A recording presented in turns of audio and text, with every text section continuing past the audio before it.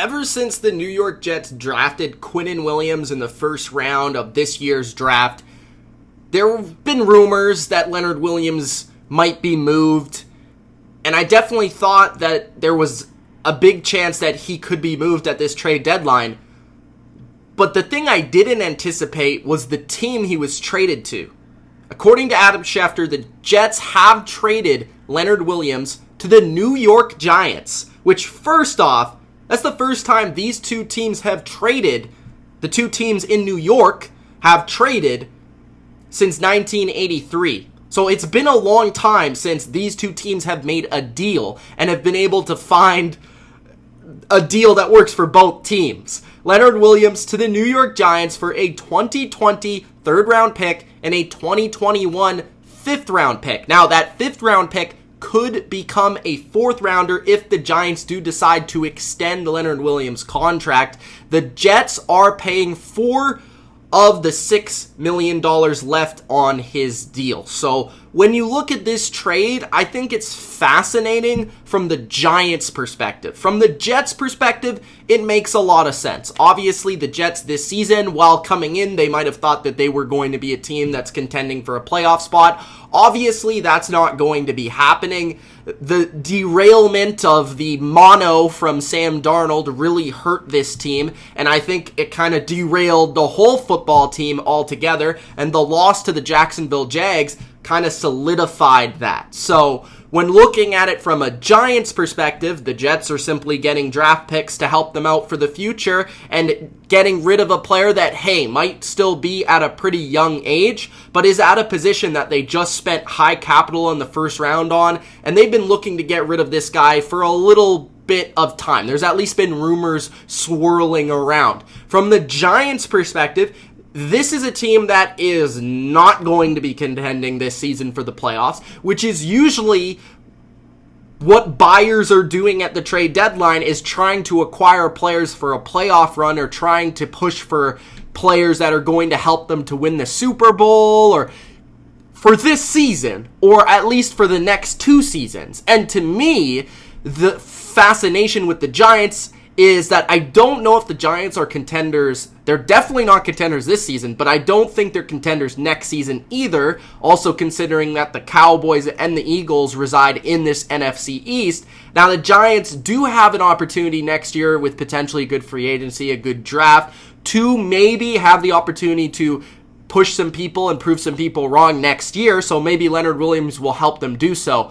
But I'm not going to count them out. I'm just saying I wouldn't really put them in the Super Bowl conversation next year anyways. But when you look at this team, what they've wanted to do is they've wanted to build the front seven of the defense, and they've wanted to build the offensive line of the offense. They've wanted to establish the line of scrimmage, win the line of scrimmage, win up front, this football team. That's basically what they've wanted to do since really the last couple of seasons with Gettleman coming in. That's been his main objective. He's done a few things that I haven't agreed with, but he has at least targeted a specific area. One area has been the offensive line. He went out and he signed Nate Solder, which that move has probably not worked out the way that the Giants wanted or expected it to, but nonetheless, they spent the money there to help out. It was Eli Manning, but to help out the offensive line in general, because that was a big-time weakness, specifically at left tackle. They drafted Will Hernandez. They traded for Kevin Zeitler. They signed Mike Ramers. They've basically completely revamped the entire offensive line over the past two seasons. From a defensive line perspective, within the first round, they drafted Dexter Lawrence. They brought in Marcus Golden at linebacker, who's been a pretty good pickup for them. They traded for Alec Ogletree at middle linebacker. They drafted Lorenzo Carter, who's a nice young player that I like quite a bit. They brought in Deion Buchanan. They have Dalvin Tomlinson, who's a younger player. So this is a team that's wanted to build up front in the front seven along the offensive line, win the line of scrimmage, and that's how you win a lot of football games. And I don't disagree with that. And I think by trading for Leonard Williams, this is another move that you say, okay, the plan makes sense. They're sticking to their plan. They're trading for Leonard Williams, a guy that's going to help them up front in their specific scheme, which is what they run right now, is more of a 3-4 traditional style of defense in their base packages. Of course, Leonard Williams is going to be able to help you from a pass rushing interiors perspective. So on third down or on pass rushing situations in the nickel, he's going to play more of a nose tackle or a D tackle sort of role in the inside and be able to push the pocket from the inside. And then on first or second or obvious running downs or more a traditional set, he is going to be able to play maybe a 3-4 defensive end. He has a lot of versatility in that regard in terms of he can play inside or outside in certain schemes. Leonard Williams has been a Pro Bowler before. He's a player that I still believe has many years of good play in him. I don't think that he has really been great over the past couple of years, but he's still a very good player and definitely worth the picks that you traded, or if you're a Giants fan, that you traded for him. He's 6'5", he's 300 pounds, he's still a disruptive player when he wants to be. This season, so far, he's played all 7 games, 20 tackles, 5 quarterback hits. He does not have a sack so far this season, which might be part of the reason why the Jets did decide to go out and trade him. And I do think that's been part of why the Jets have been willing to move him, is he hasn't quite put up the sacks or the sack total that the Jets really expected from him with the high pick that they used on him back in 2015. Remember, this team, when they picked him in the first round, Leonard Williams, they were a team that was already stocked at this position and looked at as the strength of their football team. I think they had Muhammad Wilkerson, who was in the prime of his career at this point, and they drafted Leonard Williams at the same position. A lot of people thought that that was kind of a dumb move because they were drafting a player at the same position.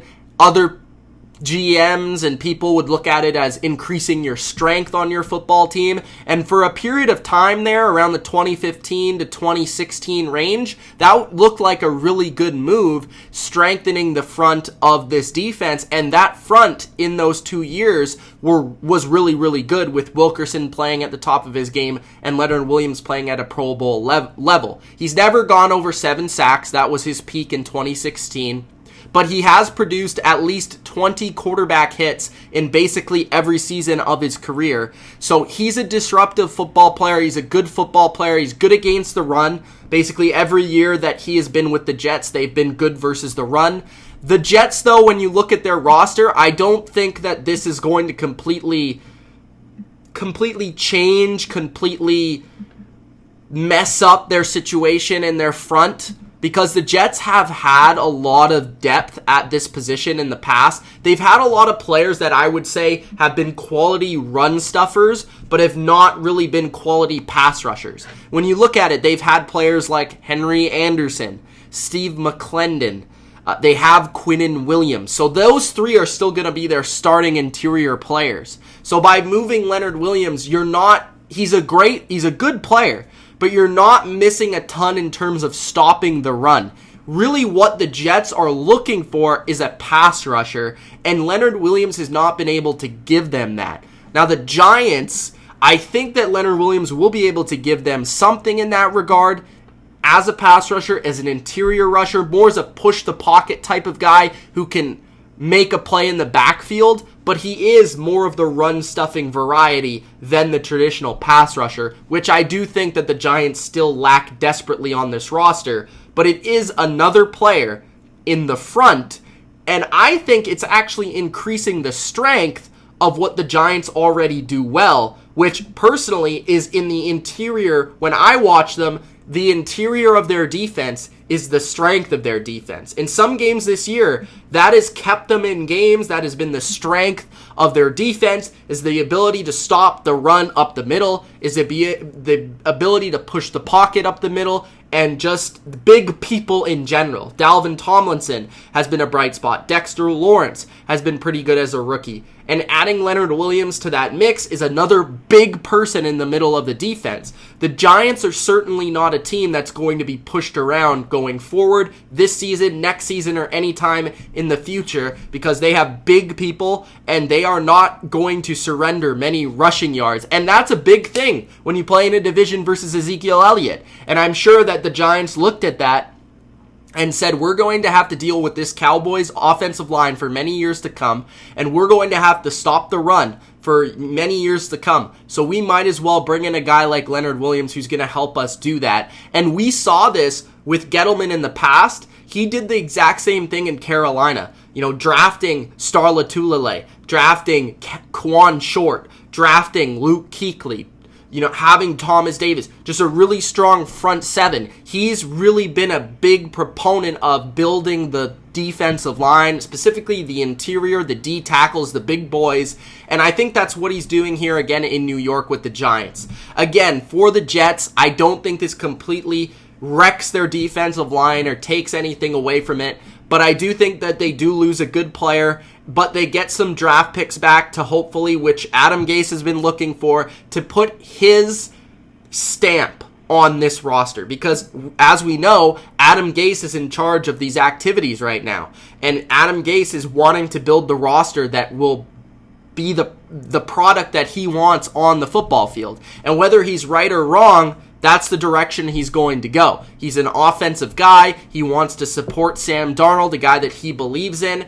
And who's to say that he is wrong? So overall, those are my thoughts on this move. I think it's a big win for the Giants. I think it's also a win for the Jets because I think they did get some quality picks out of this. This wasn't trading him for a 7th or a 6th. They did get a 3rd and probably a 4th out of him as well. He is still 26 years old, so he's in the prime of his career. So I would say that the Giants did overall win this trade, but I don't hate it from a Jets perspective. Let me know what you guys think in the comment section below. Do you love this move? Do you hate this move? Let me know your opinion from your fan perspective. Also, if you guys haven't already, make sure that you do Gronk Spike the like button and subscribe to the Bottom Line View for more NFL analysis, plenty of trade deadline videos on the channel. Thank you guys for watching. It's been Mitch of the Bottom Line View. Peace out.